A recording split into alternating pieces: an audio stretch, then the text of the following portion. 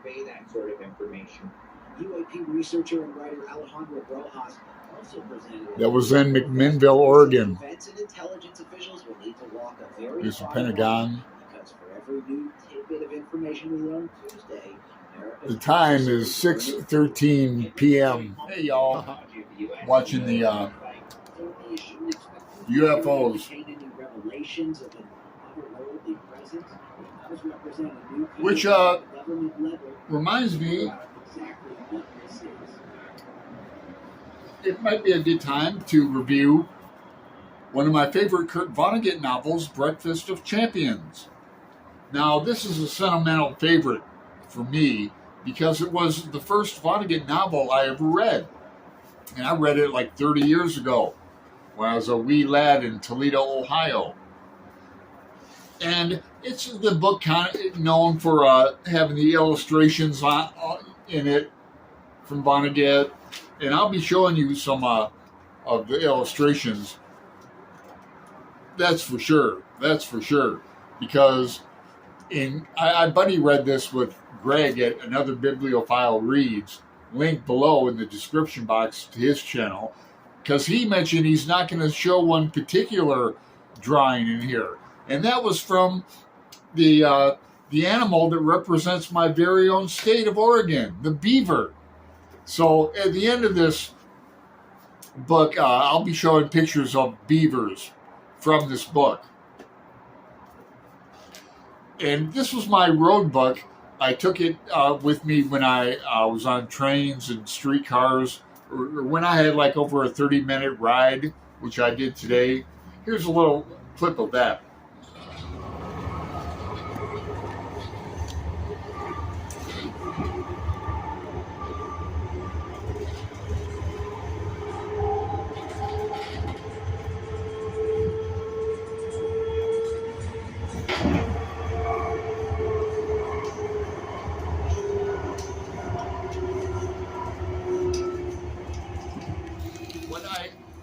Stephanie Cohen, I'd be remiss if I wouldn't mention her. She's my Vonnegut reading buddy as well.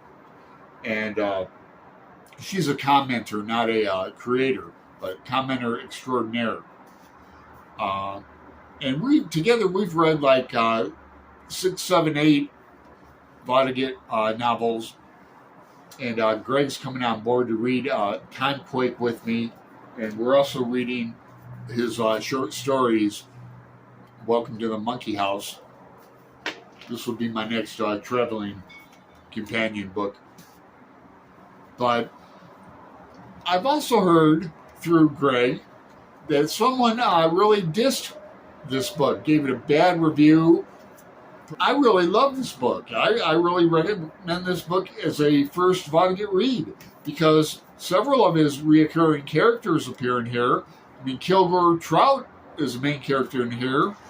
And who's the other guy?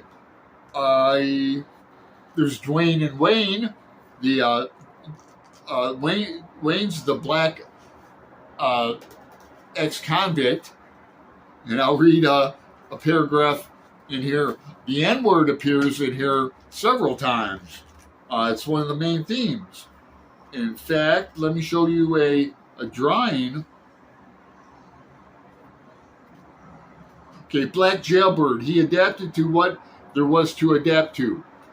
Let me just get this out of the way right now. We're talking about Wayne, not Dwayne.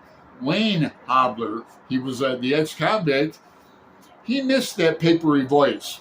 Now, I'm going to give you a chance to stop listening to the video if you're easily offended here, or skip forward 30 seconds.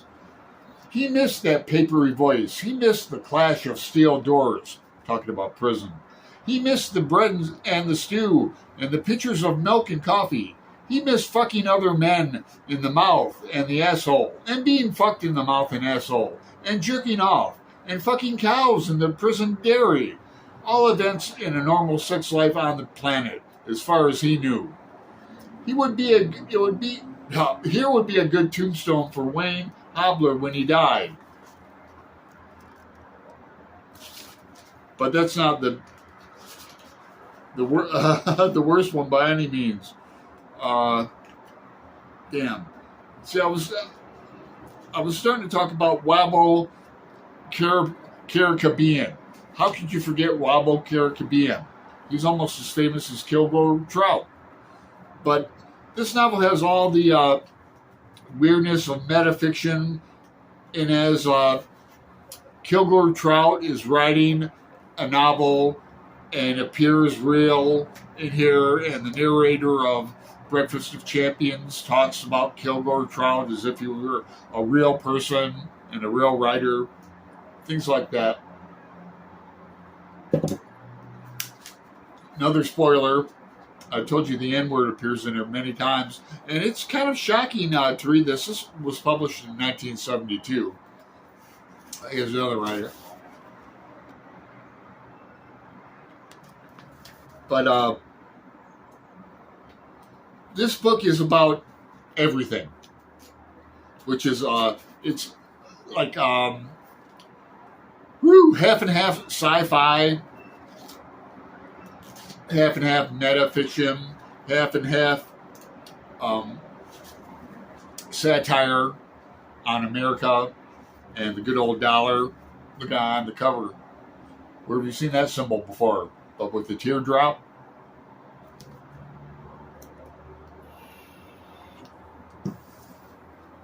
Let me read just from the beginning. Certainly not. We'd be here all day. In Slaughterhouse 5, we have the slogan, "And so it goes." Billy Pilgrim is always saying, "So it goes." While in Breakfast of Champions, it's, "And so on." And so on.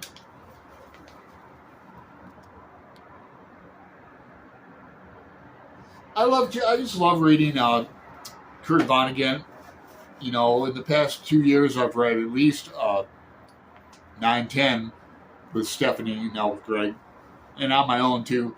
He's becoming my favorite American writer, and I'm not alone.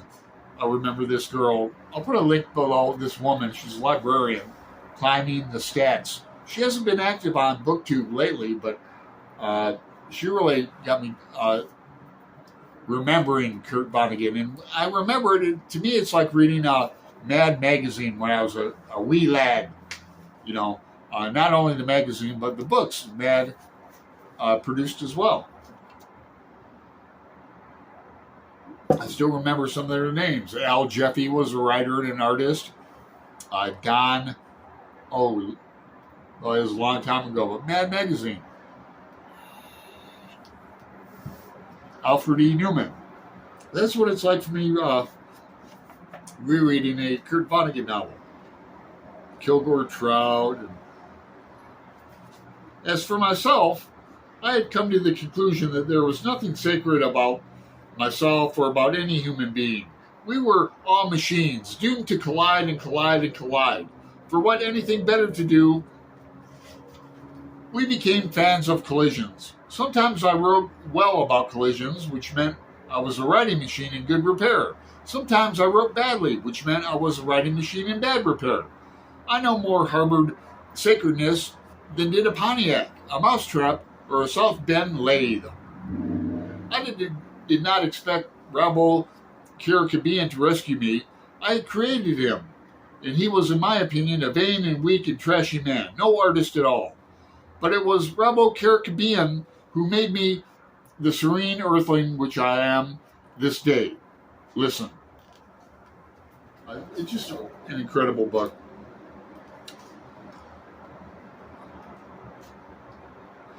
This is where Vonnegut comes up with the idea that mirrors are leaks, like that mirror there. Yeah, I see you.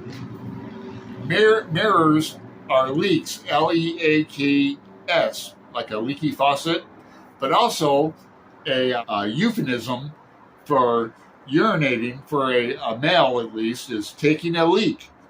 Therefore, someone who is stealing a mirror is taking a leak.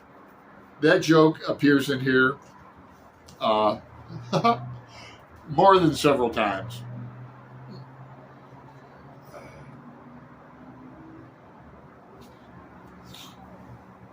Where other people in the cocktail lounge had eyes, I had 2 holes into another universe. I had leaks, meaning he had on those mirrored sunglasses, leaks. Is Kurt Vonnegut a genius or just an adolescent, immature? I think the latter. Oh, here's another one. Bunny's a homosexual that Kilgore Trout wrote a story one time about a town which decided to tell derelicts where they were and what was about to happen to them by putting up actual street signs like this. It's like LA. Bunny now smiled at himself in the mirror in the leak.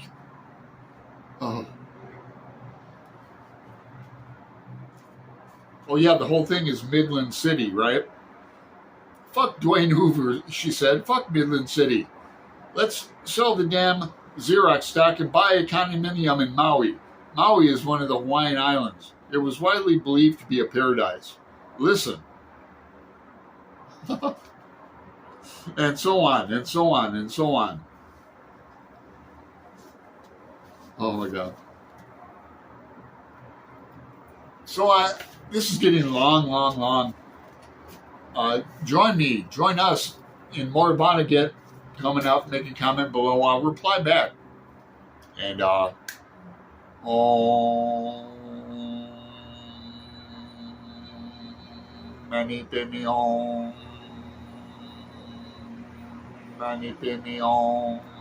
okay, here's the drawings Greg didn't want to show you.